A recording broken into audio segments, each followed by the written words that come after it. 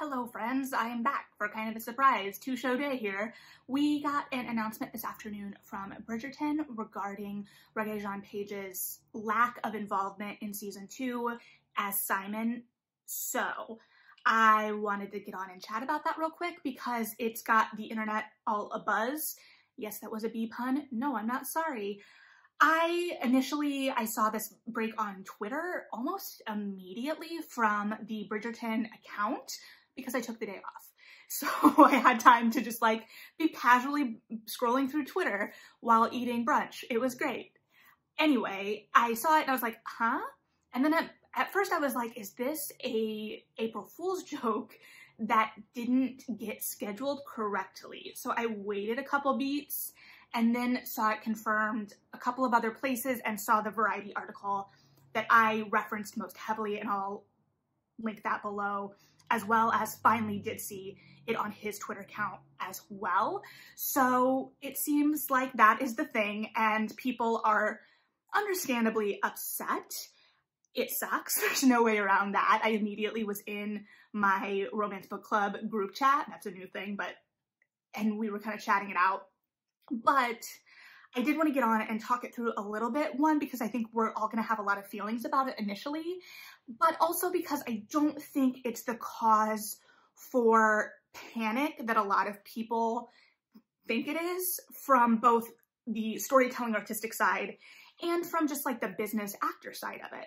So I wanted to chat it out. So I know in my season 2 hopes video, I kind of talked about what I hope to see from Simon and Daphne in season 2, with the assumption that based on viewer popularity, they were going to try and expand those storylines because they get cameos, as we know in book 2, but don't have a like strong storyline presence, right? Which we'll talk about the genre conventions of that in a second. So I think we all were understandably hoping for more cameos and content from these characters that we really, really love. And I think that's part of the genre, right? You fall in love with this couple as they fall in love and you're like, oh, I love them so much, how can we beat this? And then you go on to a new book with new characters that ideally have been set up previously, kind of slipped in, and you fall in love with them. So I both think that it's going to stink to not happen as a presence, but also it fits the genre conventions, where I think many fans, including myself, are a little bit like, oh, but, and slight spoiler, so if you need to skip ahead a little bit, go for it, I'm not gonna linger here too long, is the Pall Mall game, because it's just so fun, and the Bridgertons and Kate are all so extreme and competitive that Simon provides a bit of a balance and an outside perspective on that, as he's kind of watching everyone lose their damn minds. And that is fun. So I'm going to miss that. I think that there are opportunities to get other characters to serve that function. And I also think that not having Simon, because we are still going to have Daphne in the season per the announcement, doesn't mean that we're not going to get the Daphne that we get in that scene. And I also think it offers the actress a little bit more to play with, because depending on where they go with that storyline and why Simon isn't around, honestly, if I were writing it, it would just be like, he's off on business. And I'll talk a little bit more about the conflict of that and why maybe that'd be where I would go, right? But that lack of Simon might be a tension and a motivating factor for her kind of spiraling a little bit in that game. Like, yes, a little bit of the competitive edge, well, a lot of the competitive edge, because we see that with the Bridgertons, clearly, right? But here she is with her brothers, where she knows she's safe and she can let loose and be a little freer, which, to be fair and honest, we didn't get to see her get to do all that much in season 1, right? So without Simon around, that could be a cause of stress, or just like a way that ramps up her tension and competitiveness and makes her a little bit more contentious. So I think that scene, as a fan favorite and one of my favorites, will stink without Simon in it.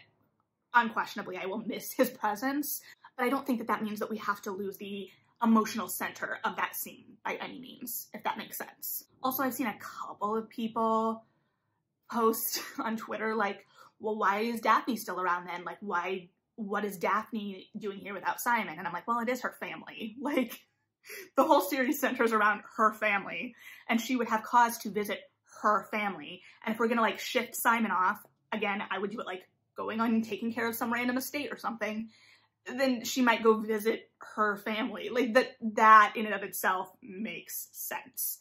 So the reason I say that I would just kind of like shift him off, right? To go do, he's just on business. He's away taking care of some business. And part of the reason too that I think that him being more active in a storyline would be like something that we have to contend with is that to have a major storyline or to continue Simon and Daphne with a major storyline, there has to be a point of contention. There has to be conflict, right? Dramatic action. And it's talked about a little bit in the Variety article where Regé-Jean Page talks about the arc of the season and the containment of that. There's also a reference to sticking the landing, which obviously it does well. But that is all this idea that we've had our conflict, we've had our arc. And yes, we can have new arcs, but as a romance convention, we conventionally want that happily ever after, right? That is the story. And I mean, he mentions it as like Married with Kids. Romance readers, we know that happily ever after can take many forms, but that is the promise of the genre. Granted, someone started that fight again on Twitter this week, and I was like, why are we here again? Anyway, so to center a new storyline with Simon and Daphne, you would have to insert some kind of conflict. And yes, it is totally possible to have domestic conflict that doesn't involve tension between your couple. That's possible. But it's also something that could upset the happily ever after, depending on how it's written. So I do get it. Granted, romance novels pull it off right with the cameos of the previous characters, where they pop in and remind you that they're still living happily ever after. And that is some of the joy of that scene in book 2. And we get cameos throughout the series. And I think that that is what romance fans and readers are going to miss. I think more general fans are definitely going to miss that storyline, because I think that there's an expectation as a TV viewer that a popular couple, a popular storyline will continue. And on the romance side of things, it's that expectation that we get to kind of see the happily ever after continuing on the sidelines and the outskirts. And there's some joy to be had in that, and also some familiarity and some like, oh, look what I've noticed, or look who's still around, right? But he says in the Variety article that he was only contracted for 1 season. Granted, I think that there is some PR spin going on both sides from this. And I'm reading between the lines and making lots of assumptions myself, like major assumptions. But this project has really elevated his platform as an actor and made him much more in demand. So my guess would be, while he was not technically contracted for a season 2, that may be like the PR-y speak for saying that he's got another project lined up. I wouldn't be surprised if we get an announcement about another project relatively soon that may have a competing filming schedule. And it may have just been like, okay, you are only contractually obligated to the 1 season. We could use you for season 2, but why as an actor would you kind of pass up bigger opportunities to be a kind of cameo wink to the audience in season 2? Because it's not the main focus of the season. That being said, I don't know what the writer's room was planning. I feel like I haven't been following a lot of the conversation around the show super closely since the season ended and season 2 was announced.